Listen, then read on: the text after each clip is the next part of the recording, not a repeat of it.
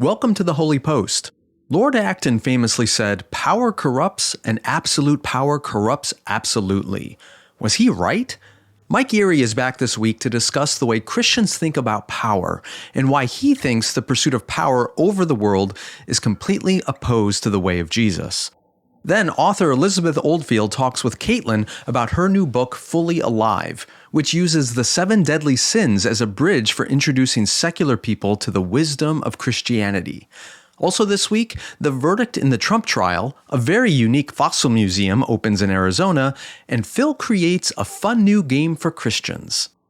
Before we get started, let me ask you something. Do you subscribe to Netflix or Disney Plus or the New York Times or Spotify? You probably have any number of online subscriptions. Now, do you actually watch or read or listen to everything on those streaming services? Of course not. There's way too much, but that doesn't stop you from subscribing because you know that amid all the options, you're going to find some show or article or movie that's exactly what you're looking for. Well, HOLYPOST Plus is kind of like that too. We've heard from some of our listeners that they're not subscribers because they can't keep up with all the content that we're creating for HOLYPOST Plus. But that's kind of ridiculous. Of course you can't consume everything we're creating, but that's not the point. The point is that you'll find something there that you will love. That's exactly what you need in your faith and in your community right now. It might be our quarterly book club, a monthly live stream, a bonus episode or interview, a special sub-series or video, or a topic on a recent episode of Getting Schooled by Kaitlyn Chess or the Sky Pod. There is so much incredible content, and it's always rooted in Christian orthodoxy, not culture war, and it's always pro-neighbor rather than pro-anger. And everything we create is really engaging and fun. So go to holypost.com and learn more about signing up for HOLYPOST Plus. You'll be supporting our work and getting access to an entire world of amazing content. All right, here is episode 620. Hey there, welcome back to the HOLYPOST podcast. This is Phil Vischer. I am here with Sky Jitani. Hi, Sky. Hi, Phil. And we don't have curiously Kaitlyn. She's curiously somewhere else. Yeah, we don't. But we have instead uncurious Mike Erre. Hey, Mike. Hey. How's it going? Hey. You know what? I'm doing great. Yeah. I'm doing great. We survived the first round of cicadas down here in the great state of Tennessee. Oh, it's come and gone. And I want to shout out to my windshield that just did some damage on the Brood, Really? X or whatever it was. Yeah, which Brood do you have? But we're great. I think we have Brood X. Okay, do you? I think so. I think we have Brood Twitter. So I was thinking that we should change, instead of referring to humans by their generation, we should refer to them by brood. So I would, in fact, like that idea. I would be Brood X. That's we the all cool part. You would be. Well, you Phil, Gen really? X, I think you would Sky? be Brood Boomer. No, I think you would be Brood my sister is the very tail end of Boomer. I am. Okay. I am. So we're not. all Brood X. Yeah, we are all Brood X. We're all Brood X. Nice. Which You'd have is fitting. Brood Boomer. You'd have Brood Z, which is like the zombie apocalypse Brad Pitt brood, and the Brood Millennials, who've been sort of brooding around the house. They've been brooding for a while. Yeah, also known as Brood Y. Aren't they Brood Y millennials? Are they? Is there a Gen Y and a Gen Z, and then we have XYZ? Nice. Again. Nice. Or is it Gen AA, like the numbers on your spreadsheet? Gen A. Gen AA. Whee! Okay. Sound like go ahead. Forrest Gump. Where's my Gen A? Yep, there it is. It's time Good for job, the theme Sky. song. I count on you, Sky. It's time for you guys shut up. I'm playing the theme song. Cicada, cicada, cicada, cicada. What's the news that you like the most? Who's your favorite podcast host? If it's breakfast, get your toast. It's Sky and Phil and the Holy Post. Sky and Phil and the Holy Post. And sometimes Kaitlyn. Taking care of your health isn't always easy, but it should at least be simple. That's why for the last few months I've been drinking AG1. It's just 1 scoop mixed in water once a day, and it makes me feel great. That's because each serving of AG1 delivers my daily dose of vitamins, minerals, pre- and probiotics, and more. It's a powerful, healthy habit that's also powerfully simple. I don't know if you've noticed, but in the last few months I've lost some weight. I've been much more focused on my health, and part of that is establishing good, sustainable habits. One of the problems is I hate taking pills and loads of supplements, and that's one reason I love AG1. I fill my shaker with extra cold water, add 1 scoop of AG1, and I'm ready to go in the morning. And if I'm short on time, I'll just grab a travel pack. Each is an individual serving of AG1 that's easy to mix on the go. So if you're looking to establish good, healthy, simple habits that are sustainable, there's one product I recommend to elevate your health, and it's AG1. Try AG1 and get a free 1-year supply of vitamin D3 plus K2 and 5 free AG1 travel packs with your first purchase, exclusively at drinkag1.com/holypost. That's drinkag1.com/holypost. And thanks to AG1 for sponsoring this episode. Today's episode is sponsored by Sundays. This is Phil. I have a dog. You have a dog. We love our dogs, and we gotta feed them something. Fresh food with human-grade ingredients is a better way to treat our dogs than that old bag of whatever that stuff is. Sawdust and cow bones? I have no idea. But fresh pet food is expensive and inconvenient, and that's where Sundays comes in. No, not the day. The new dog food company that makes air-dried dog food from a short list of human-grade ingredients. It's healthy, with beef, chicken, and digestive aids like pumpkin and ginger. It's convenient. Unlike other fresh dog foods, it's zero prep, zero mess, and zero stress. Sundays is shelf stable and ships right to your door. And it's affordable, costing 40% less than other healthy dog food brands because they don't waste money shipping frozen packages. We've got a special offer for our dog-loving Holy Posters. Get 35% off your first order of Sundays. Go to sundaysfordogs.com/holypost or use the code HOLYPOST at checkout. That's sundaysfordogs.com/holypost. Upgrade your pup to Sundays and feel good about the food you feed your dog. And thanks to Sundays for sponsoring this episode. So yesterday, my grandkids were over and I showed them a whole bush full of cicadas. So they started pulling the cicadas out of the bush and placing them on themselves. And they were walking around the backyard with cicadas all over them. It was fun. I did not tell them about cicada rain from several weeks ago. Yes. So yes, exactly. They didn't have that going on. I think, go ahead. I think we started early with our brood, and I think they've departed. Yeah, we are loud. I think we're good. We are loud right now. Right now, in fact, I can hear them a little bit just through the mic coming from outside in my headphones. A little cicada. Well, I didn't know. I didn't realize this because it's been 17 years. Is that they go quiet at nighttime? Yeah. So when you go out after sunset, it's so much quieter. Yeah, it's weird. So let me ask you this. Let me ask you this question. Of the three of us, who will still be here when the cicadas come back? In 17 years? Yep. All of us. Silly. Okay. I mean, I hope so. Why wouldn't we all be? So. What do you know that we don't know, Mike Erre? I mean, we could be the Holy Ghost podcast at that point, like quite literally. So all that is to say, I was just curious. Maybe we won't make it. Maybe we will. Not sure. 17 years, long time. Doesn't James say something about that? Making plans? Yes. If the Lord wills. Okay. Yeah. That's it. That's it. And look at the cicadas. Look at the cicadas as our inspiration for making plans if the Lord wills. I will do my business and eat and drink and be merry in 17 years if the Lord wills. Yes. Amen. Yes, Mike. Phil, speaking of God's will, how was your physical today?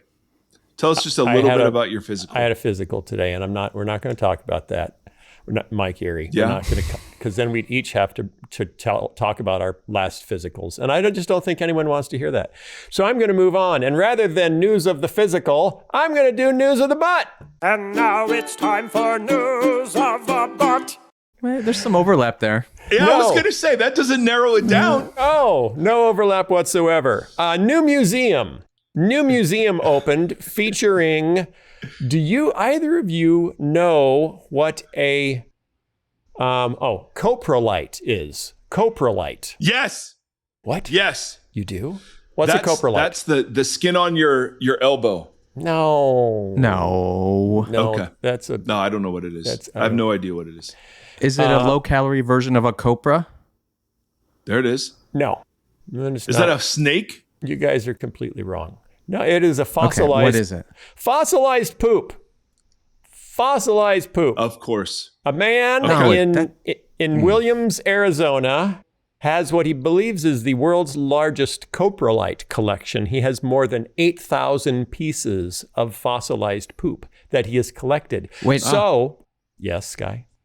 Ask the question. I got to know, is this any or all fossilized poop is known as coprolite, or is it from a specific source? No. Oh, nice. Or Erre. A fossil that is poop is called coprolite. Yeah. That's such a terrible name for it. The big thing of it is, I'm sorry. How old does it have to be before it qualifies as that? Well, it has to be fossilized. Because it takes time to old fossilize enough to be fossilized. Yeah, old enough to be fossilized. Well, how long? How long is that? How old are you? Okay. I mean, how old are you, Mike? We've got some dog dew out here. I'm just wondering if I call it coprolite. That's all. No, I was going to say, however old you are, there for a while. Is how long it takes to be fossilized. Okay, the biggest one he has is 26 and a half inches by 15 inches. It is believed to be from a Tyrannosaurus Rex. He has T-Rex poop. Hence the overlap with your physical. Yeah, okay, thank you. So go ahead. He's opening a museum in Williams, Arizona. It's free. You don't have to pay to see the poop, the fossil poop. You don't have his 8,000 pieces. And do you know what his museum is called? Come on. It's called the Pooseum. That's fantastic. The Pooseum. I'm in. In Williams, Arizona. I'm looking at a picture of the front windows, and it says number 1 for fossilized number 2. The world's largest collection of coprolite. So I think he's winning. It writes itself. He needs to sponsor the podcast. I think we should give him free ads. Yeah, what's it? Or at least an interview. George Franson. Hey, George Franson, would you like to advertise on the Holy Post for all of our fans that travel through Arizona for their vacations? And he's near the Grand Canyon. So if you go anywhere near the Grand Canyon, you can stop by the Pooseum and look at the giant. I was there just a couple years ago, and I'm disappointed. Is it brand new? Was it? Yes, that's it's too just bad. opening. Yeah, I'm sorry. You missed it. Is there any indication about like where this is all found? I mean, is it because he's near the Grand Canyon that you find so much fun? Does a bear poop in the woods? Of course. And then it's in the ground, and then you find it a million years later. Can you buy any of this stuff? Like, does he sell it as? No, he doesn't sell his collection. Are you insane? Is there a black market? Do you know or how a brown valuable market? it is? I'm sure you could go to fossil shows and find coprolite. Buy yourself some poo. I bet they probably make jewelry out of it, right? Come for the dinosaurs, stay for the poo. That's what they say. This has been the news of the butt. I have a new game for you guys. It's a new game, and I'm going to call it the new game. Am I being persecuted? This is the game. So I'm going to give you a story, and you have to decide. Yes. Are you a Christian? Is this person being persecuted or not? Okay. Yes. High school student's diploma delayed for telling classmates to find Christ in graduation speech. Okay, so first response, a high school student, they wouldn't give him his diploma because he mentioned Christ in his speech. Ooh, that sounds like persecution to me. Do you want more details, or are you ready to make a vote now? Was he specifically instructed not to do that?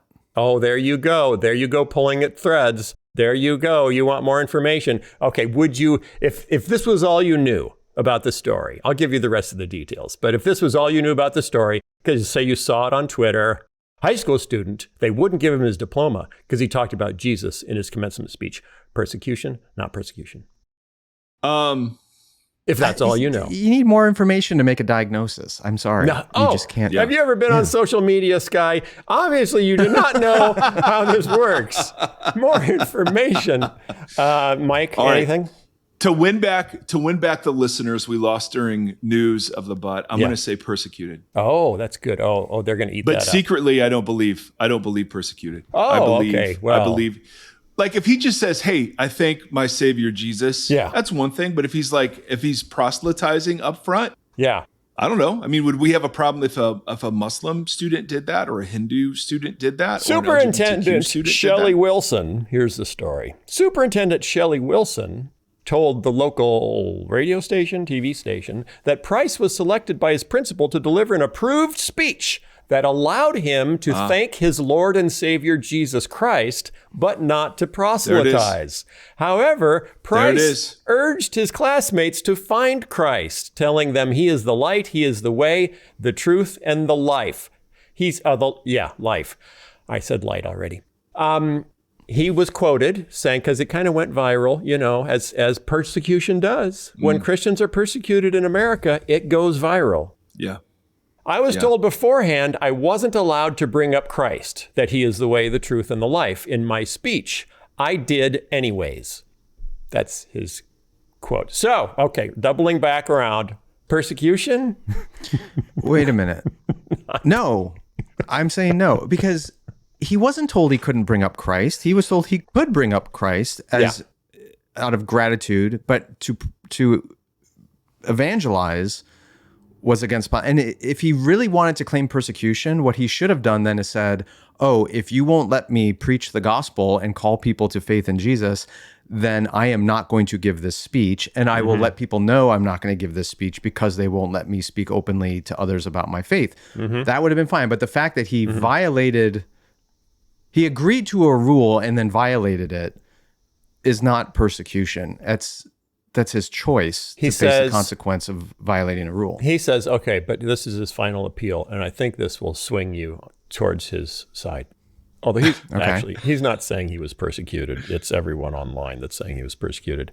He says, I did go against the rules. I should have been punished, which I do agree with. I simply cannot go anywhere without mentioning what my Lord and Savior has done for me and just what he's brought to me in my life. I did deserve to be punished, but through Christ we prevail. Okay, so well, I applaud him willing to take the consequences and see it as it is. And so he's not claiming persecution. He's claiming that he did this willfully and he deserves to face whatever consequence. Took the punishment. He said the meeting with the two principals was good and they were very kind and professional, and he got his diploma eventually.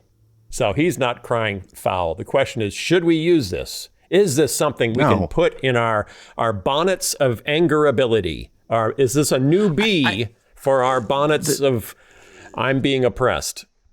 The issue is, was he treated differently because he's a Christian?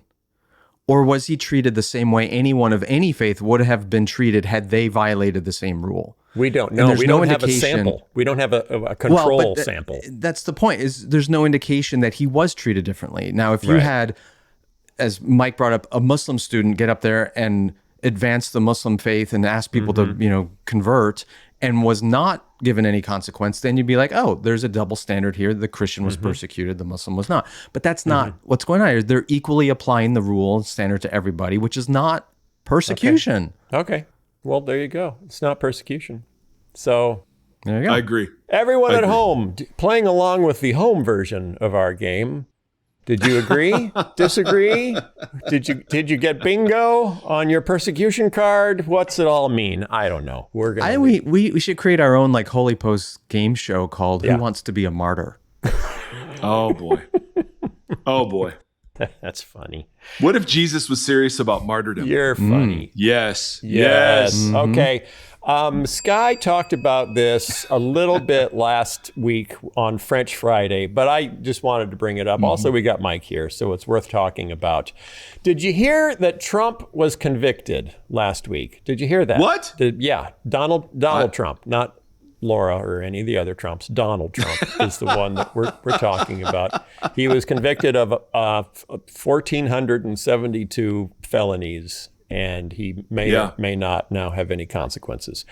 What did you think about that, Mike? No, I didn't hear. I didn't hear anything. Okay, well, what's your first reaction? Of course, now that you're hearing about it. Yeah, no. First reaction is, I don't think it moves the needle for anybody in either direction. On anything? I think it's a non. Nope. I think it's a non. It's already been factored in and explained away. Is it? There's no needle moving. Our friend Eric Metaxas retweeted a meme that said, "Yeah, okay, yeah, you say that's persecution. Are you?" Yeah. Anytime you just retweet something and put "help" on there, we know it's. Oh, that you saw good. That was me. I'm trying to remember exactly what the meme said, but it's if you say you can't vote for a convicted felon, do you forget that you worship one? You worship one with a picture of Jesus on the cross. Yes, I believe, right? and Donald Trump next to him. And there was a fair amount of that going around. Donald Trump just posted a letter he got from Franklin Graham on May 31st, who wrote, "Dear Mr. President," I don't know if he knows he's no longer in the White House. You keep the title even when you're out of office. But you say, "Dear Mr. Former President," you're really president? You're always. Yeah, how many presidents can we have at one time? Like 5? Well, one in ridiculous. Office. I don't know. But you get to keep the title. That's so confusing. Yeah. I don't know who to bow to. I don't know who's in charge of me. This is Franklin Graham speaking, who's definitely not in charge of me. I just wanted to write you today and thank you for your courage and for not giving up and throwing in the towel. So much of America is shocked by this outcome. Shocked, I tell you, shocked, and deeply concerned about the implications. I encourage you to ask God for his help and put your trust in him. And then he closes by saying, "My prayers are with you, Melania, your children, and the entire family. I stand with you, Mr. President. May God guide and direct your every step." And that's okay. Yeah. That's not bad to say, "I hope that God guides your steps." That's not bad to say to someone. I'm not sure there's any visible evidence that any decision Donald Trump has ever made, you could say God was directing his steps. But maybe we're hoping for a change. All right, but can we back up just a second when he says only forward. We're shocked? Never backward. We're shocked by the outcome? Yes, we're shocked. Deeply concerned. But that's not a way of, he's not really taking a position with that, is he? Because you could be shocked and think he was utterly guilty and just be surprised that he was actually found guilty, or you could be shocked because you believe he's innocent and was unfairly prosecuted. To say shocked is like, he says, "I stand with you, Mr. President. I stand with you." And your courage in not backing down. Yeah, he has. That seems a little more than neutral. Would backing down be admitting that he was? I guess I don't wrong? know. Not coming out of the courtroom every day and being indignant and outraged, airing of grievances, continuously attacking every day. The judge. See, if you back down, you might actually stop attacking. Yeah, does Franklin Graham or Metaxas or any of these guys ever slow down enough to realize what it is they are defending? America. They're defending a man who committed adultery against his wife who had just had a baby with a porn star and then paid hush money to keep the story quiet in order to sway an election so the American people wouldn't know just how nefarious his behavior really was. And then he falsified business documents to cover up that cover-up.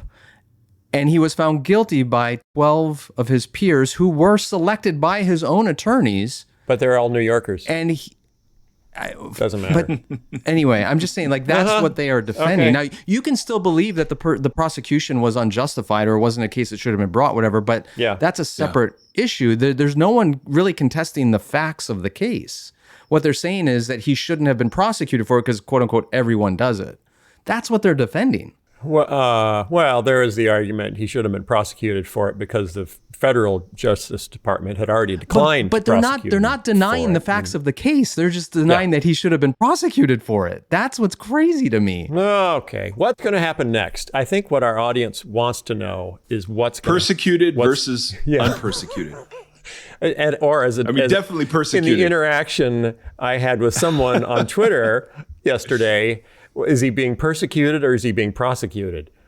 And exactly. I would it's a fine line. Tend to vote for prosecuted. not persecuted. And they came back and said, well, then I hope you are never falsely charged with a crime and falsely imprisoned. Which I said, he's not in prison.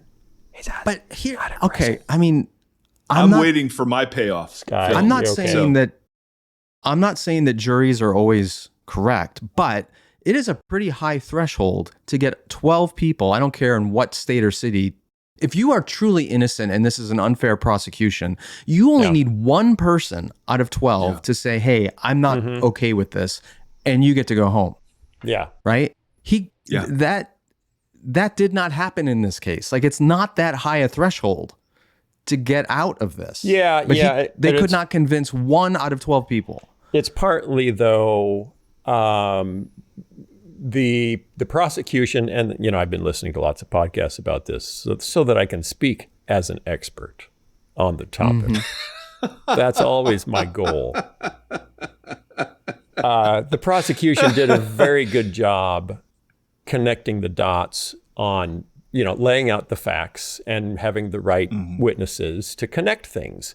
The defense did a very poor job of pointing out the issues that will no doubt come up on appeal with the overall case. And they just didn't go there. And, and the consensus is it's because Trump didn't want them to go there. Trump just wanted to fight, and not admit that he'd done any of those things. Right. Trump wouldn't even let his defense argue or admit that he had this sexual encounter with Stormy Daniels. He was denying even that. So you lose all credibility with a jury when the most basic, undeniable facts of the case you're denying. Like, it just, the defense was ridiculous. But I wonder if it plays into a strategy. They're not completely undeniable because no one was there, Sky. So you do have the ability to say, other than, Stormy, no one was there. So you do have the ability. He can stand up and say, didn't happen. It's not believable, but he can say it. Well, this all may work out for the best for him anyway, because to get a conviction here, he gets to play the martyr, get his base really riled up, and maybe it gets overturned in appeal. Maybe, he gets no sentence. I don't think there's a downside here for him, no matter what the outcome was. That's right. So what does it mean? Exactly right. What does it mean for Christians?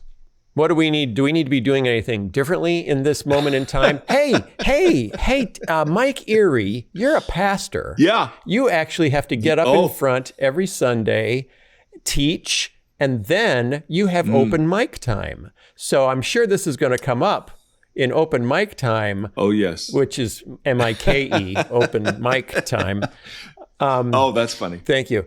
And I'll do a logo and a theme song for you if you want for church, but you have to promise to play it every week in church. Okay, perfect. When people ask, what does this mean for us, Mike Erre? What should we do as a result of what's going on with Trump and our world? What do you say to them?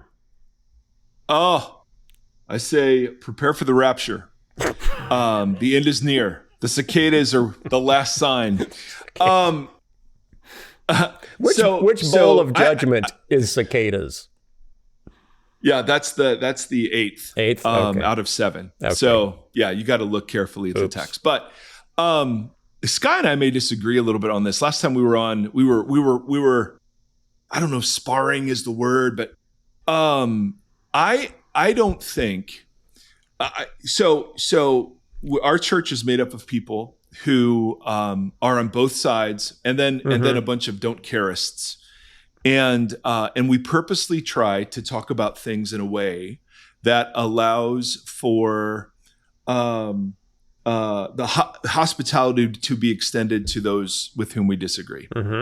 And so we're absolutely going to talk about this. We're talking about the election in August and doing we're calling it politics in a bar, where we're just gonna rent out a bar and just have a big old chat. But the political vision of the New Testament, I would argue, is great. Have your political opinions. If you want to vote for Trump, vote for Trump. If you want to vote for Biden. If you don't want to, okay, whatever. But those things are not identity forming in the way that their culture says that they are. And that one of the very significant malformations happening with American Christianity is that we've assumed tribal and partisan identities rather than seeing citizenship in Jesus and all of the political words there. So if we're healthy and we can talk about, yep, okay, citizenship is in Christ, great, have your political opinions, but none of us get to baptize, though, as the Christian way, I think we're okay. It's that extra step when it's, nope, this is God's candidate, or this is not God's candidate, or the country's at stake and we need to be afraid, or you just get, the temptation is to break the commands of Jesus in order to advance the agenda of Jesus. And that's when we're into all sorts of idolatry. So that's really where we camp is, okay, if that's who you want to vote for that person. But the Sermon on the Mount still applies to our political opponents, and we just don't get to write people off and label and demonize along the way. Okay, I know. Yep, Sky. No, I'm trying to think through. You said we disagreed or sparred about that, but I don't think anything you just said was. I think you were arguing for labeling and demonizing, and he was right. Yeah, that's what I do. I think he does. The added one piece I would add to it, and I think you'll agree with this, Mike, is again, whichever side you vote for, we should still critique our own side where it fails to conform to the way of Jesus. And what happens too often is we do get tribal and we do get into our identity. And so when our candidate or our political team goes against the way of Jesus, we remain quiet at best, or we defend it as necessary. Totally. And so we're constantly pointing out the speck in the other side and not the log in our own. So if you're going to vote for Trump or you're going to vote for Biden, but then you will never critique Trump or Biden in any way because it feels like a violation of your identity, something is deeply wrong there. That's so good. And then we do that all the time, right? We just don't criticize our own quote unquote team when that's an indication of idolatry. That's it. And I think the other thing we hold out, one more, Phil, don't you bring up juicy topics and then just give us one round. I decide when we're done juicing, not you. Oh, what do you want to say? All right, I'm never done juicing. I was just going to say one of the things that we hold out to our folks, and this is relatively controversial, is that the New Testament role of the church isn't to change the world; it's to be faithfully the church. And so the energy that we spend in changing the world and turning the world into whatever, a lot of that's misguided and misdirected energy. So when you just read the epistles. Just for yourself, add up the number of times Paul says change the world, and then add up the number of times Paul says, hey, love one another, serve one another, be with one another, care for one another, blah, blah, blah, blah, blah, blah, blah. And you just get a picture of a church that is supposed to be faithful, not necessarily transformative for everybody else. The object of the New Testament is the church, not the world. So if we can take some of the energy away, even in kind of that level of political partisanship, then I think we're doing something right. Okay.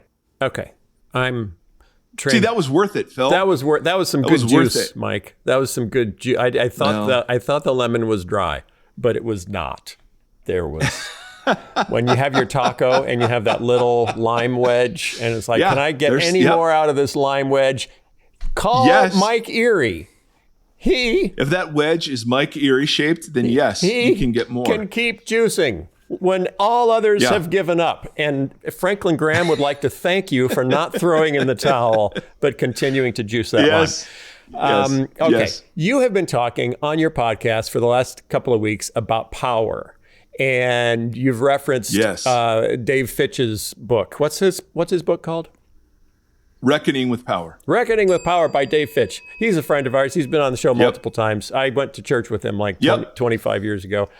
His father... He says that a lot. Does he say that a lot? He has a whole chapter about his father knew my great-grandfather.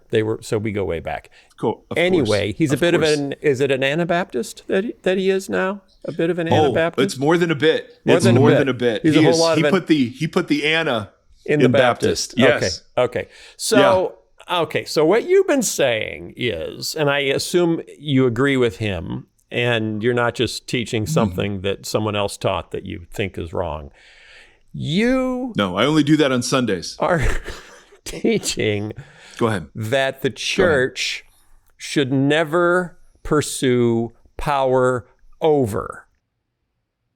Mm-hmm. Could you teaching, unpack that a little bit? Jesus is teaching that. Paul is teaching that. Mm-hmm. Dave Fitch is teaching that. Mm-hmm. I mean, Jesus plus us equals victory. Okay. So the same Jesus that said, "Hey, Fitch, you might want a sword because we're gonna get at it." Oh yeah, yeah. We're gonna get at it as we try to make disciples. That passage has never been abused before. And on this very podcast, we've talked about. I can pull it up. I got it right here, Phil. No way. I knew that's where your like recently physical body was going to take you. Was to this text. Okay. So let me give some overview. Okay. First of all, Sky and I, we wanted to talk about power today because we want to confront you about your despotic ways. So this is a very relevant topic. Okay. I'm sick of having to call you Bishop Vischer. All right. That's just a mouthful. And I don't know what he makes. Bish. All right. So Fitch says there is a view of power, at least among popular circles, that simply says, listen, there's only one kind of power, and that's power over. Power over can be expressed through physical coercion, but it can also be expressed in expertise when you go to a doctor like yourself, very faithfully yesterday, Phil Barrow, and you get checked out, or power over can be held in social sanctions in a workplace or in a country club. I mean, there are all sorts of ways this can play out, not just violent sort of physical coercion. Power, Max Weber defines it as, getting what you want despite resistance. And so power over is either through persuasion, manipulation, whatever. It's getting your way in a place of superiority. Fitch argues that the standard Christian way of dealing with power is to say, if we just had that kind of power in the right hands and surrounded by the right culture, it can be used for good. And Fitch is saying, nope, it's the nature of that power itself to always corrupt those that are trying to employ it for godly ends. Now, obviously, hold on, Phil, Sky, hold on, sharp intake of breath. Sky. Obviously, nope, you're one person in my brain right now. Skill is what I call you. And so there is a place in a fallen society for traffic lights and lawyers and police. But none of that, even Romans 13 says, none of that redeems, none of that brings about the purposes of God. That at best can preserve life.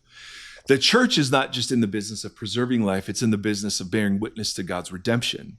And so Fitch argues that Jesus and Paul both suggest that power over can never bring about the purposes of God.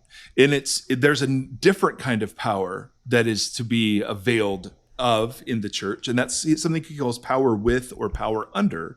And that's the power of mutuality, the power of plurality, the power of weakness, the power of humility. It's when Dr. King said, listen, I guess we could politically petition and get people out to vote, but what really is going to change this thing is our nonviolent reaction to the violence that's used against us. He argues that there's a power that's unleashed there that makes room for the impossible bringing about God, where, our imaginations, when we're only doing power over, we only got one outcome. It's either I get it done or not. I guess that's two outcomes. But with God's power, there are all sorts of ways. I don't know why you're typing, Phil. There are all sorts of ways that God can surprise us when we humble ourselves, when we seek, when we lament, so on, so on, so on. So the church, in order to bring about and bear witness to the purposes of Christ, should never use power over, because power over corrupts. Okay. 2 questions. How would you and or Fitch describe we're called Mitch. Describe the kind of power that a parent has over a child, and can that be redemptive? It's illegitimate. And two, how would he or you categorize the power that Jesus displays over demonic powers in the Gospels? Yeah, that's power over. No question about it, as an extension of his authority. But is that not redemptive power? it is redemptive power only exercised when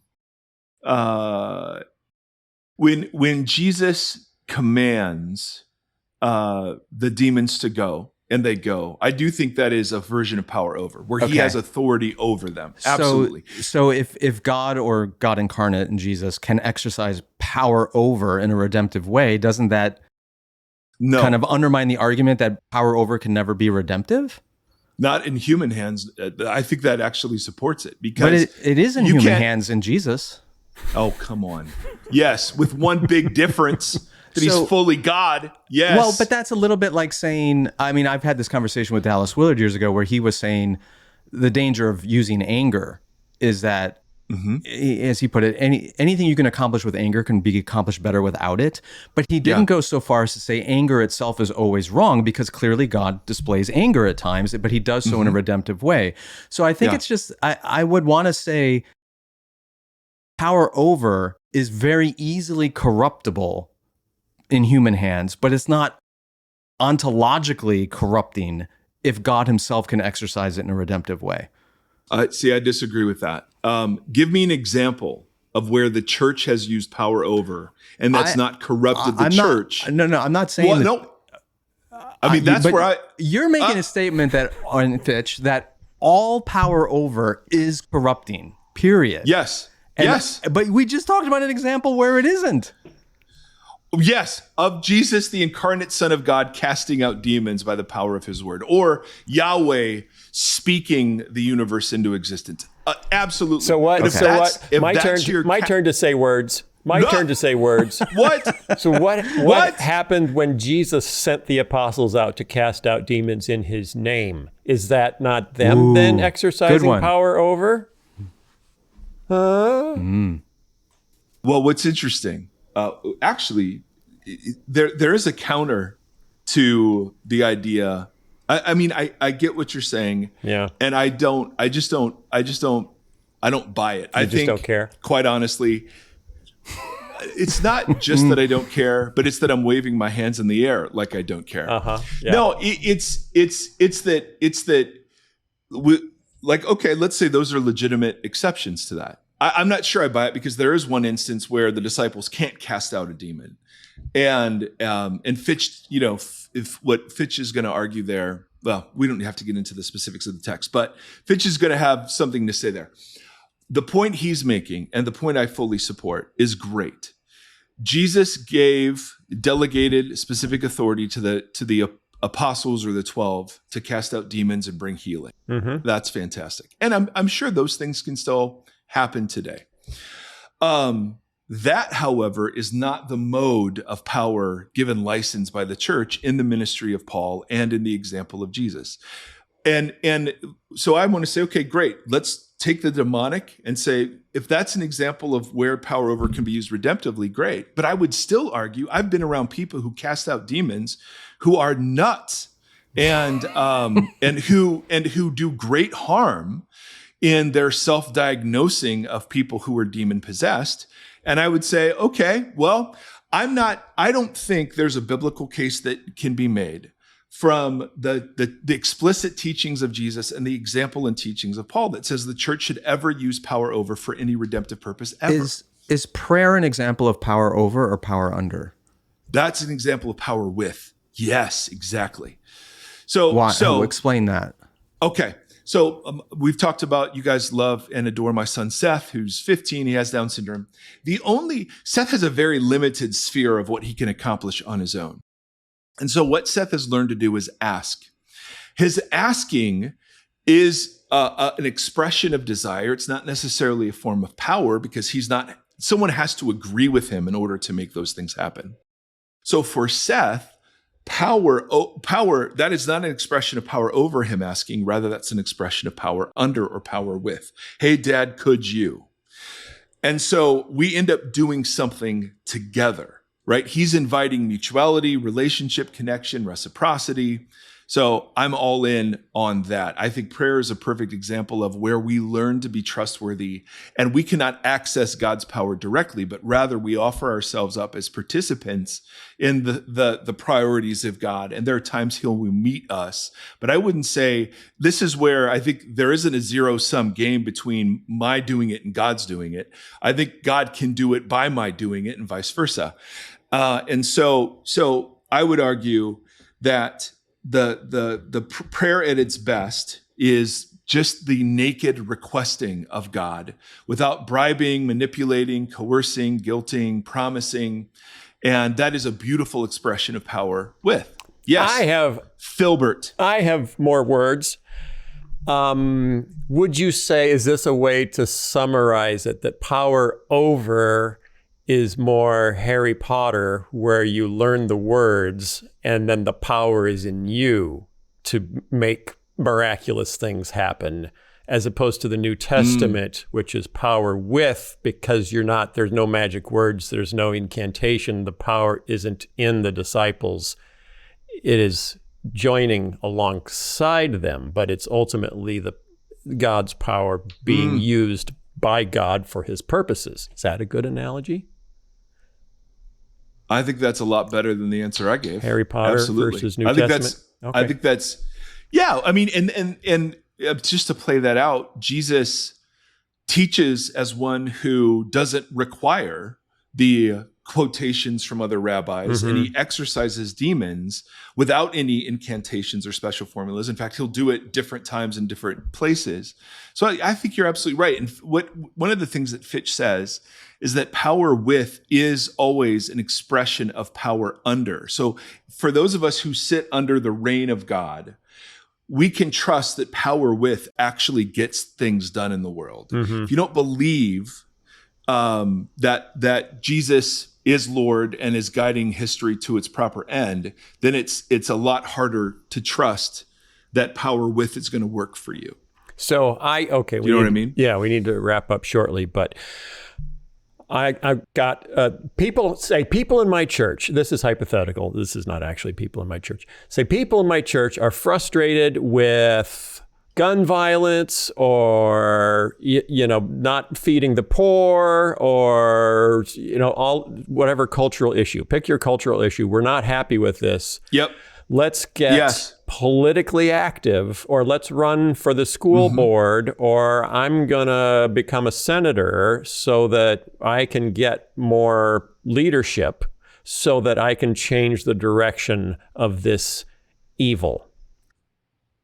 Yeah. Good to do, bad to do. And if bad to do, then what's the alternative that we should be doing? Well, let's take abortion. I mean, that's the best example of that. So the argument against overturning Roe versus Wade is that we are preserving life, and that's not going to happen unless we politically activate and mobilize and that was the argument for appoint justices. For overturning Roe. You said it against. Yeah. Is that what I said? Yeah, you said against. Okay. Phil, never correct me. I have power over because it's my show. Yes. This is the confrontation Sky and I have wanted to have with you. It's my show. It's a HOLYPOST, bro. It's a whole community. So on one hand, there's a sense in which we have to trust the legislative process, the judicial process, Sky, you did a whole video. Or was that you, Phil? I don't remember. It was Sky. Skill. It was Sky. I got blamed for it, but it was Sky. Perfect. Then there were others of us who, when Roe v. Wade was overturned, were like, okay, I don't know that that's the big victory of the Christian imagination that everyone thinks it is. I think power with is a focus on working towards working against the conditions that make abortion attractive to begin with. Now, obviously, there's a case for both of those. But when the political imagination is almost exclusively hijacked by we have to get the right president to enact to the Supreme Court justices so that we can make laws that will be upheld in the Supreme Court, I think we've suffered, and I think we've compromised our witness along the way. That power, that expression of power over, yes, it's a traffic light, and hallelujah, it's potentially preserved lives. But there's this whole other thing that the church ignored as a result. Not all the church, but some. Namely, it's the power with expressions of sitting with unwed mothers, foster adopting, blah, blah, blah, blah, blah. All the things that we would say, yeah, that's where the church really does its redemptive stuff. I think where I 100% agree with you that the imagination of the church is way too enamored with power over. And the model of Jesus and the cross is clearly power under. And that we need that imagination to grow in the way we engage with the world. Amen. Agree 100%. All the pitfalls and dangers. I think the only place I'm not willing to go with you is the argument that power over is categorically bad and can only and always cause bad outcomes. It often does, and it's clearly abused a ton, and it's very easy to get enamored with it, but I'm not willing to quite go as far as you and Fitch. Okay. Well, we don't have to. And I totally, I just think when Jesus looks at his disciples and says, the Gentiles lord it over, not so with you. And even standing before Pilate, in saying, listen, you only have power because God has given you power. You don't take my life, I give it. And if my kingdom was of this world, we would fight. But the defining characteristic of my kingdom is its refusal to fight in that way. I agree. So I think the only pushback I would have, Sky, is I think unless there's a categorical renunciation of power over, we're tempted to think that it can be safely used by the right people and in the right circumstances. And I'm just not sure. I'm not sure there's a good biblical case for that. And this is exactly why I'm not an Anabaptist. Because taken to its logical end, what that argument would say is a Christian should not be in government. A Christian should not be an elected official. A Christian should not be a police officer. A Christian should not be a soldier. A Christian should not have authority in the worldly structures of our societies, because they all inherently have power over in some way. And I'm saying, if we extract all Christians from all of those roles, I think it makes for a worse world, not a better one. Yeah. Okay. No, I get that. I get that. I'm calling a truce. I'm calling a tie. It's a tie. It's a tie. Hey, friends, who do you agree with more? Sky Jatani? Or I feel persecuted. Or David Fitch, who has power over Mike Erre and can make him say whatever he wants about power. Oh, I love it. That's David's ultimate plan. Like, this is how I'm going to tell all the other Christians that they can't have power because of what I said. Ha, ha, ha, ha. Okay. Thanks, everybody, for coming along. We have a guest. It's going to be great. Thank you, Mike Erre, for being here. It's always a pleasure to see you. And love you guys. Thank you. We love all of you out there. Go to HOLYPOST Plus. There's new stuff all the time. Listen to the newest episode of Curiously Kaitlyn and the Sky Pod for HOLYPOST Plus subscribers. And we will see you next week. Goodbye. This episode is being sponsored by Songfinch. We've entered that season of weddings, graduations, Mother's Day, Father's Day. There's all kinds of things happening, and we're always having to find original and unique gifts. Well, I haven't found anything better than an original song by Songfinch. My daughter just graduated from college, and we had an original song written, composed, and performed by a Songfinch artist, and she loved it. It was beautiful and really sentimental. Songfinch is a service that allows you to create an original radio-quality song inspired by your own life and the people you love. It's completely unique, personal, and it will last forever. Whether your song is for Father's Day, an upcoming graduation, wedding, an anniversary, or even just a gift to show your loved one how much you care, you can start your song now to lock in one of Songfinch's top artists. For a limited time, Songfinch is letting our listeners upload their song to Spotify for free, so you and the lucky person you gift the song to can listen to it anywhere, anytime. Go to songfinch.com/holypost and start your song. After the purchase, you'll be prompted to add Spotify streaming for your original song for free. That's a $50 value. Again, the URL is songfinch.com/holypost. This episode is being sponsored by BetterHelp. When I was a younger man, I did not know how to handle stress. I tended to bottle it up, and it came out in really negative ways. For me, it manifested with physical heart palpitations. But through that experience, I learned healthy and unhealthy ways of dealing with stress. And one of the better ways is by talking to someone you can trust. Therapy is a safe place to get things off your chest and to figure out a healthy way of dealing with your stress. If you're thinking of starting therapy, give BetterHelp a try. It's entirely online. It's designed to be convenient, flexible, and suited to your schedule. Just fill out a brief questionnaire and you'll get matched with a licensed therapist, and you can switch therapists anytime for no additional charge. So learn how to get it off your chest with BetterHelp. Visit betterhelp.com/holypost today to get 10% off your first month. That's BetterHelp, HELP.com/holypost. Our guest today is Elizabeth Oldfield. She's worked for years at the BBC and is gifted at bridging the gap between secular audiences and faith. Her latest book is Fully Alive, Tending the Soul in Turbulent Times. In it, she uses the 7 deadly sins as a structure for talking to people who are skeptical about religion, about the practical wisdom of the Christian faith. As you'll hear in her conversation with Kaitlyn, Oldfield's approach has been significantly influenced by her post-Christian context in the UK, and isn't restricted by many of the culture war weirdness that we see here in the US. That gives her book a helpful tone and a more welcoming posture towards skeptics. Here is Kaitlyn's conversation with Elizabeth Oldfield. Elizabeth Oldfield, thank you so much for joining me today. I'm really looking forward to talking to you. Good. I'm so excited to talk about this book. When it showed up on my doorstep, I was cautiously excited. I have to admit I had some preconceived notions about it. And I got into the first chapter and immediately just loved it. I read it over just a few days because I really enjoyed it. And before we get into some of the details of the book, because it's so relevant to this book and for people understanding what you're doing here, can you just talk to us a little bit about your religious background, your relationship to Christianity? Where are you coming at in writing a book that, again, we'll get into it, but does offer, I think, a kind of surprising defense of some Christian ideas that comes at it from a slightly different angle. So where is your background coming from when it comes to faith and especially Christianity? Yeah, so I was raised in the 80s in the UK in a time where Christianity was still sort of like ambient cultural background. But my actual family, it was really quite a dilute influence. My mum's family were not Christians at all, she didn't have any interest in, or they were quite sort of dismissive actually of the church.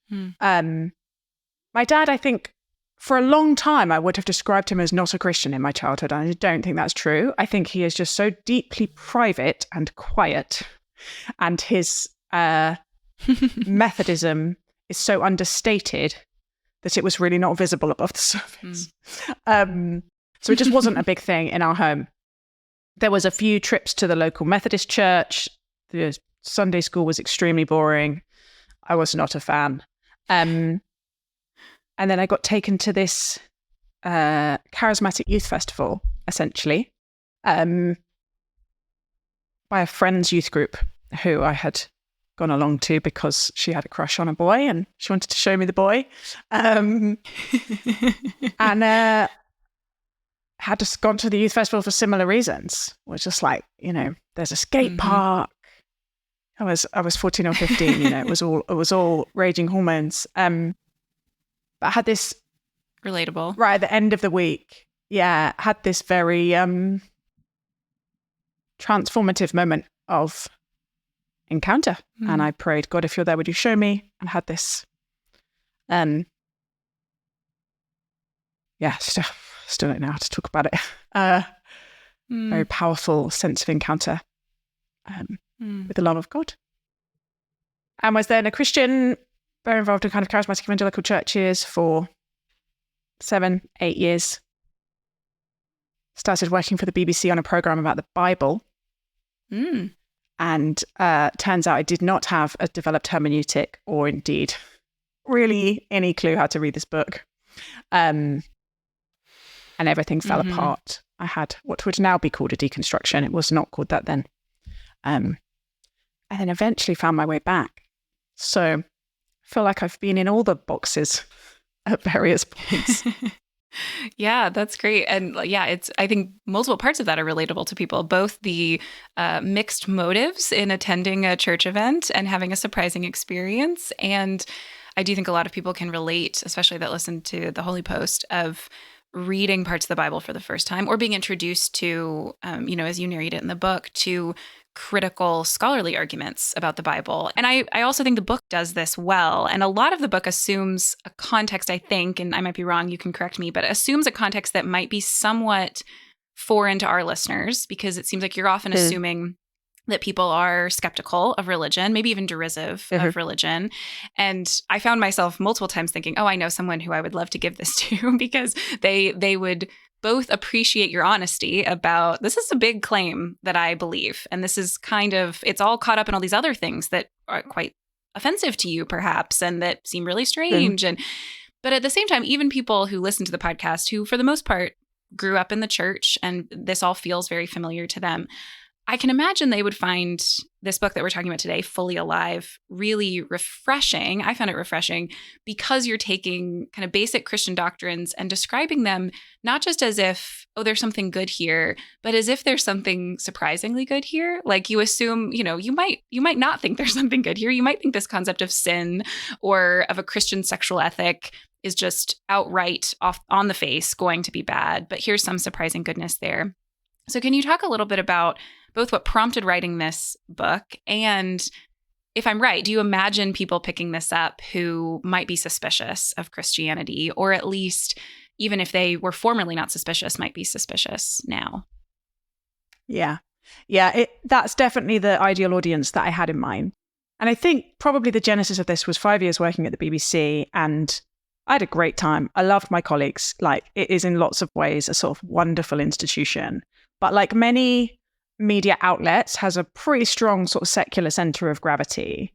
And the tram tracks, which we were forced into in how you report these things, was so binary and boring and predictable. And it was either kind of dusty bishops and the Bible reading voice that goes up and down like this, and everyone just slowly falls asleep. Or it was, abuse, war, institutional failure. And I don't want to say those things are not part of the story. They're just not the whole story. And they're so far from the lived experience, I think, of most people who have spent any time in this tradition, that I just felt like there was this huge gap. And I wanted to tell like a better, just more accurate, actually, but also just more interesting story about my faith, because I find it very interesting and the way it intersects with psychology and with philosophy and the questions that the rest of the world are asking. And particularly right now when it's like, okay, how do we find steadiest? What does the future hold? There is so much wisdom. And I think Christians, and including myself, forget actually how good these ideas are. And most people, particularly in the UK, just don't know that it wouldn't occur to them that there might be helpful themes, helpful practices or postures as part of this tradition. So yeah, it was frustration that made me write this book. I love that. It reminded me of some Dorothy Sayers essays that I love, where she's like, it would be understandable for people to hear the actual truth claims of Christianity and reject them. I think the way she phrases it is, it takes some believing. So it's understandable if you don't believe them. But I'm frustrated by the fact that it seems like your idea of what Christians believe is just not what Christians believe. I want you to know what is really there. And before we get into some other specific things you talk about in the book, I'm even just curious of again, this kind of different context, because again, most of our listeners are in the States.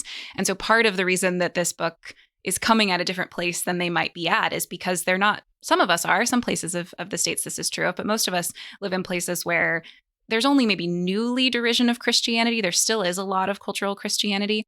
And I am curious, I told you earlier, I talked to my advisor, Luke Brotherton, about this book, who you cite in the book.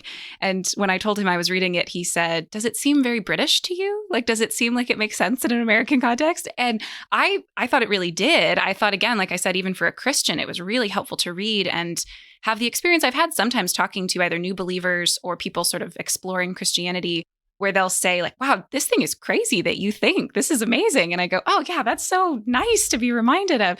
But I am just curious. We've talked on the podcast a few times about some of the cultural differences with Christianity in a British context and an Australian context.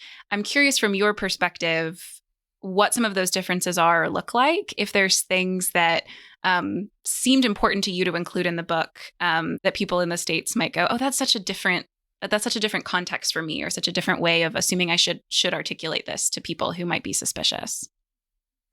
Yeah, it was definitely one of my questions. It's being published by Brazos in the States, and wonderful Kaitlyn Beatty wanted to publish it. And my question was, I'm not sure I'll translate. I am extremely British in my writing and my attitude, and exactly the kind of overeducated, thinky, sort of spiritually open, or at least existentially open audience member that I had in my mind. I think probably isn't dominant in some parts of the States, but probably in New York they are, in LA, in parts of that. There's a real geographical distinction, I gather, more so in the US and in the UK. So, and I think you're right that there is a trajectory that I hope is not the way things go, but the sort of the waning of default cultural Christianity in the UK is further ahead. And if you look at the graphs, which doesn't tell you everything, but tells you some things, the US is not that far behind.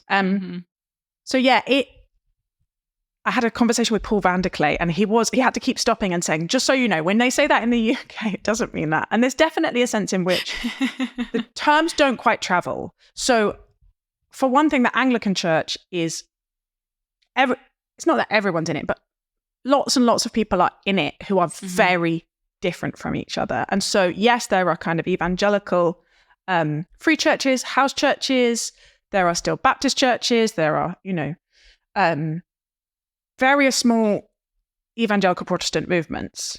But those type of Christians also exist within the Anglican Church, as do liberal Anglicans and high Catholic Anglicans. And, it's just a very strange, I think beautiful, deeply frustrating big tent of an institution, and really does dominate the UK Christian language landscape in a way that I think is quite frustrating for people from other parts.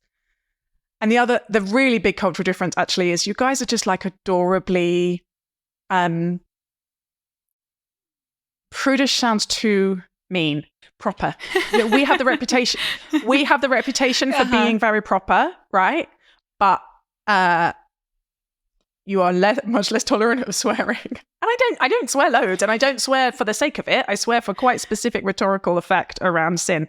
But that human propensity to F things up definition of sin that I'm taking for Francis Bufford is not starred out in the UK version. It is starred out in the US version, and there was some kerfuffle about whether it could stay in at all.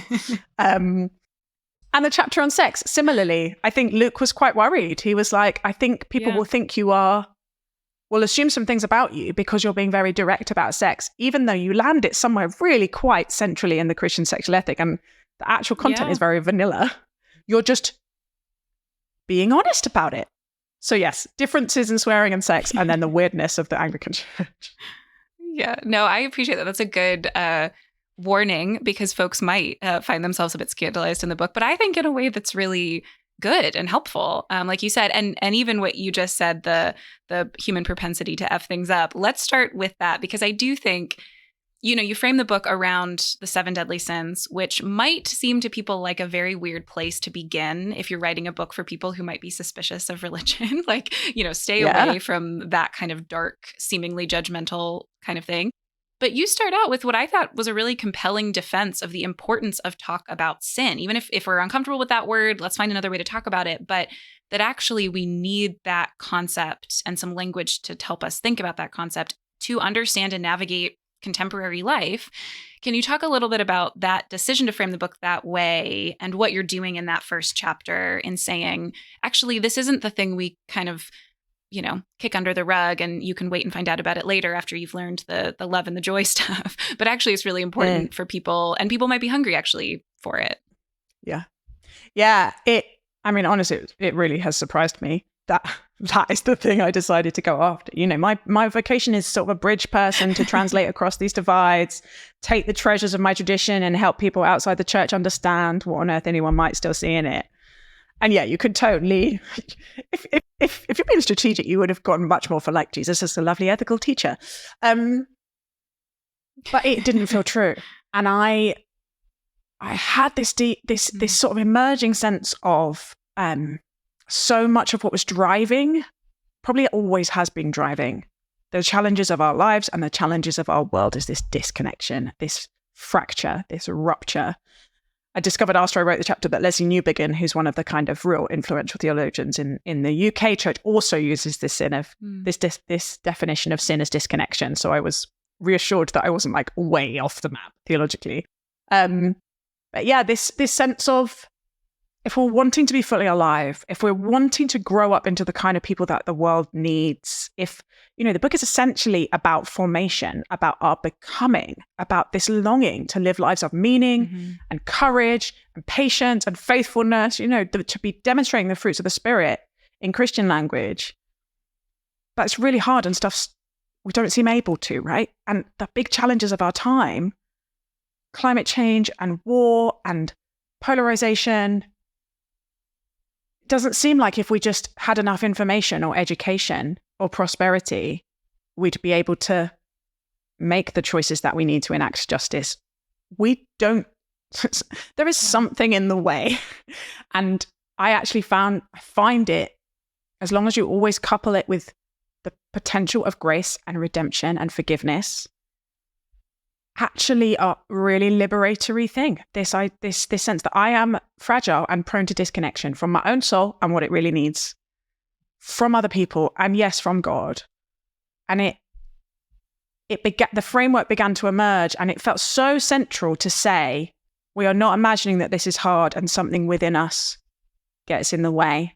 And let me try and find a way to talk to you about it that won't necessarily conjure up like hellfire preachers and crippling guilt, but might instead say something quite psychologically astute about how humans work is where I wanted to start. Yeah, it's one of my favorite things about the book was that I'm often interacting with at Duke, you know, MDiv students, some are preparing for ministry, and a lot of them, even if they're not coming quite from the religious context that you're coming from or describing in terms of the kind of suspicion of religion, they themselves, they're like you said before, they're deconstructing the word we use now. And some of them get hung up on some theological particulars about sin.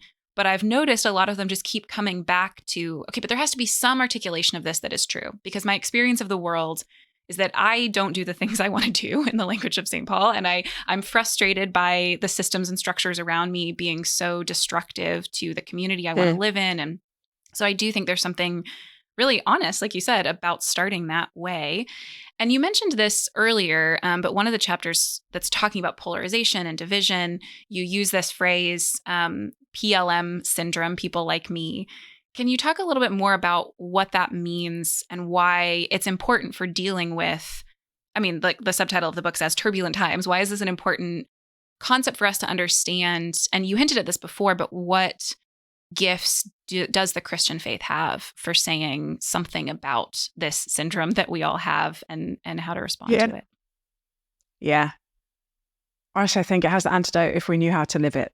Like, I think this is the crown jewels of our tradition. And it really helped me as I was feeling my way into like, how do we tackle this problem, to understand this PLM syndrome, this deep-seated preference. And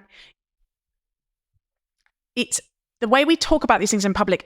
We sort of the sort of default underlying frame is some people have this and some people don't. Like some people are racist and some people aren't. Some people are narrow-minded and some people are open-minded.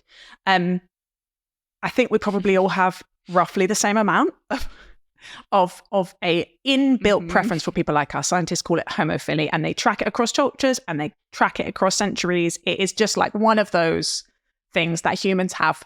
And once you start becoming aware of it in yourself, it's really embarrassing. It's like, you know, on first meeting, I'm more comfortable with tall women because I'm tall. As soon as someone mentions a book I like or a novel I like or a musician I like, I'm like, oh, you seem like a good person. You know, like there are all these studies that show you can get classes like tribally divided based on eye color. If you just tell them that that's the important factor about themselves. We just scan the world. We're like Narcissus, looking for our own reflection. And wherever we see our own reflection, then we feel comfortable and we feel safe. And the less we see our own reflection, the more likely we are to feel unsafe and anxious and triggered and tribal, and to have this spike of fight or flight. And I was understanding the neuroscience and the sociology of this, and being like, okay, so what do we do about it? How do we overcome it? And then I was reading Tom Wright on the way Jesus walks through highly polarized, highly divided, tribal first century Palestine, just like mischievously detonating these social bombs. Like, whoever is the outsider, the one everyone else is avoiding, the one everyone else is scared to be seen with because it might damage their reputation.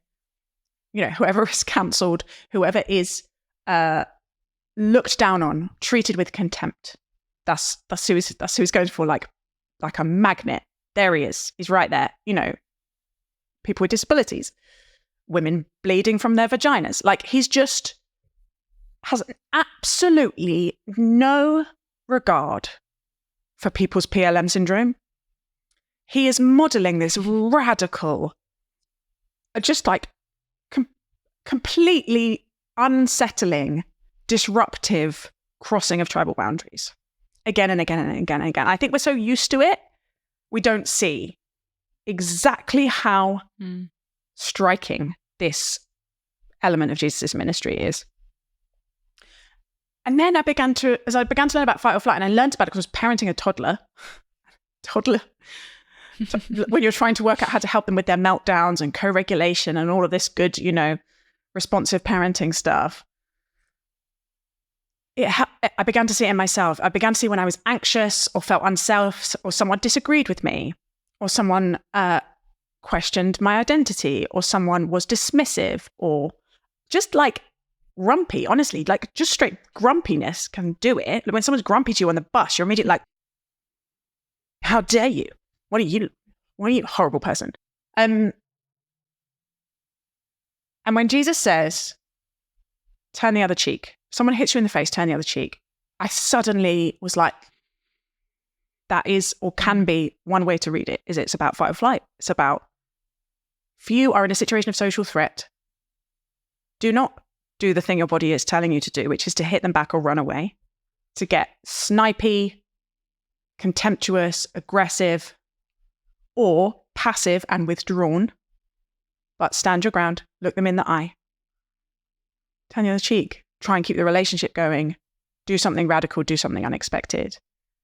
And there's so much more I could say, but I honestly think this extraordinary psychological acuity about how humans work and how these dynamics play out and what actually helps us resist them is just, it's just so precious and so it's almost magic when you start practicing it.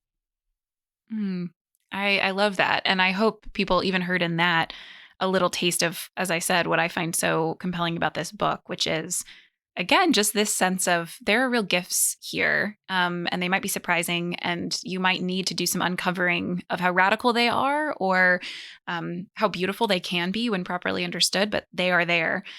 There's another part of the book, and there's other parts, as we've already mentioned, that people might find surprising or uncomfortable. Honestly, both non-Christians and Christians for different reasons sometimes, about money or sex.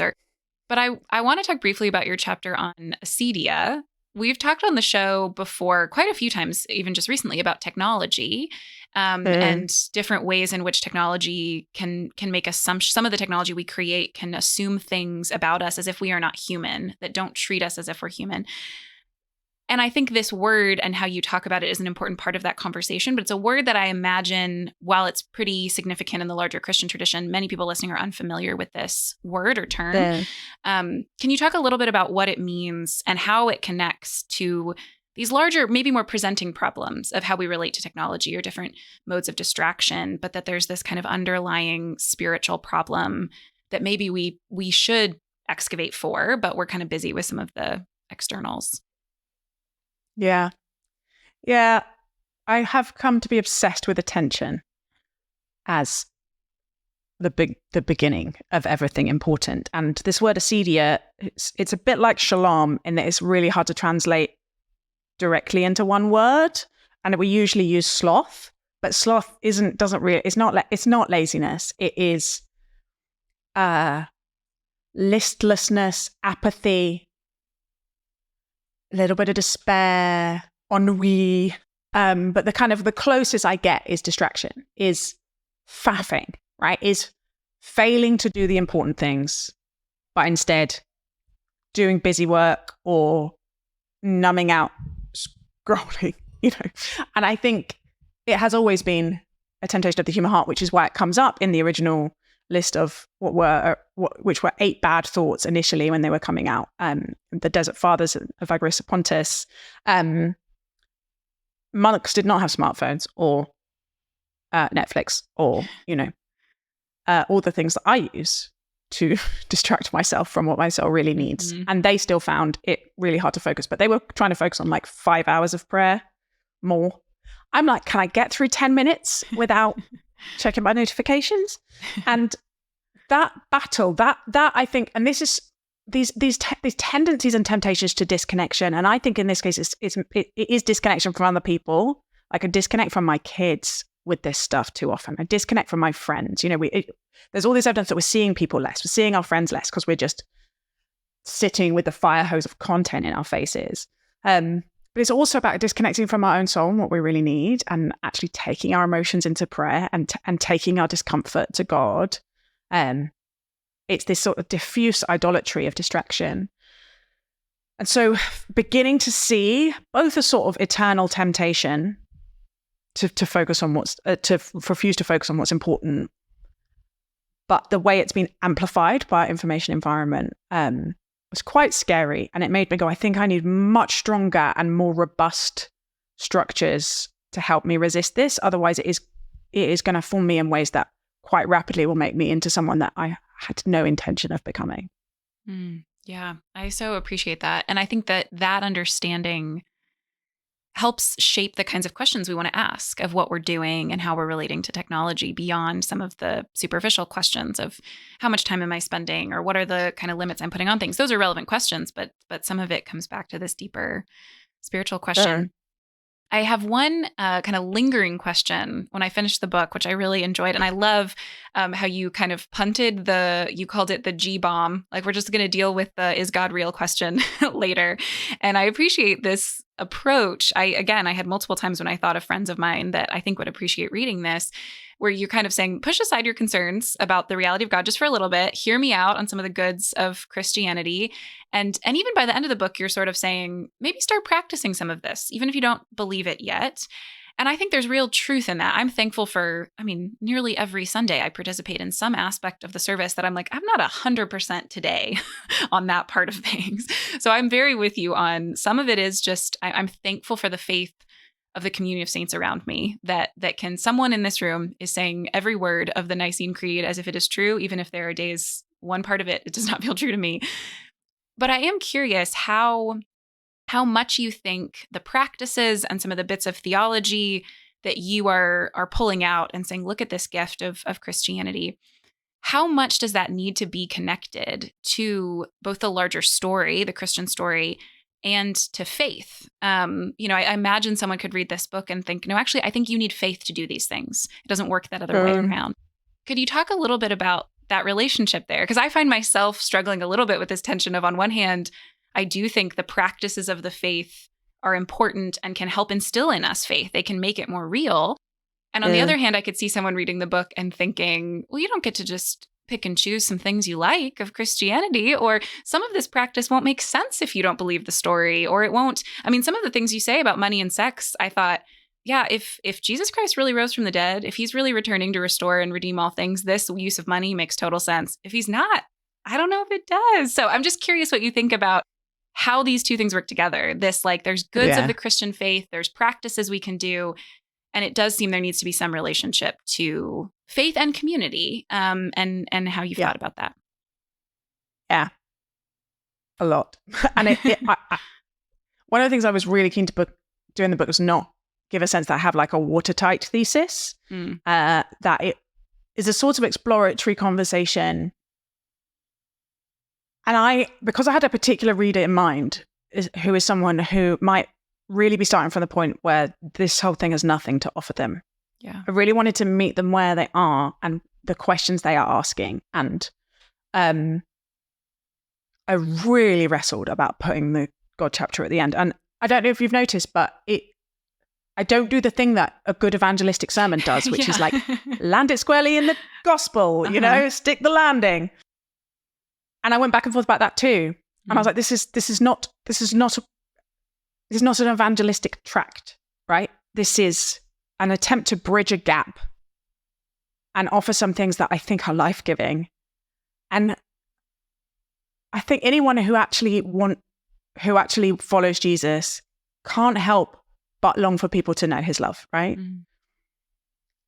I hope that for some people, this might be part of their journey, that they decide, actually, I really need some wisdom. I've looked everywhere else. Maybe I'll try this. And they start and they don't believe anything, or they don't even know if they believe or they don't believe, but they want to be part of a community. And I hope that becomes part of their story. And I really kind of relaxed about this approach, because I was first, like many of your listeners, I'm sure, went through various bits of my faith journey, like evangelistic training and apologetics training. And it's really about, you start with the beliefs, you start with the cognitive, you start with the arguments. And I think actually that is what some temperaments need, but really not that many people. Yeah. What we know about how we are persuaded of things is that it's people that we trust and people that are PLM, like people that we like, people that we feel liked by, believe something, and then we open ourselves to the imaginative possibility of it. If the criteria for entry is already having signed up to a bunch of doctrines, and the tribal gap between the church and the rest of culture is as large as it often is, that is not a good strategy. That does not help. That is unlikely. And then there's this sense that I have that, and it's very rooted, it's quite niche, but it's very rooted in the work of Ian McGilchrist, who's this neuroscientist who wrote The Master and His Emissary and The Matter of Things, and talks about these two forms of attention of the brain hemispheres. I won't go into it in detail, but I really relaxed about structuring the book like this and offering this as a possible way for people when I realized that I think it's really hard for people to believe who have never been immersed in the story or the rituals or rhythms, because that left hemispheric world really creates a very narrow box for what you can see and what you can conceive of and what you can imagine. And that right hemispheric forms of attention, these imaginative, intuitive, collective, emotional, creative, ritualized, liturgical forms of practice actually change our brains, right? They change, and Ian McGilchrist says the forms of attention that you use don't just impact the way you see the world, they impact what you are able to see. Yeah. And I really felt like actually for some people, they cannot start with belief because their formation has made that impossible. And a different formation might make what I think is already there waiting more findable. Yeah, it's quite a dense argument, and I don't even know if I quite landed it in the book. So that's a summary, but you can see I'm grasping towards something. I so appreciate that. And like I said, I mean, what I found so striking about the book was both on one hand, thinking, I know people who, and again, like you talked about before, this is a good example. I live in a southern state where there is lots of cultural Christianity, but I'm in a city, very progressive little dot. I have lots of friends that I think on face are not interested in Christianity who I could give this to. And at the very least, they would have some questions. There would be something kind of interesting or attractive there. And an apologetic argument is just not going to do it at all.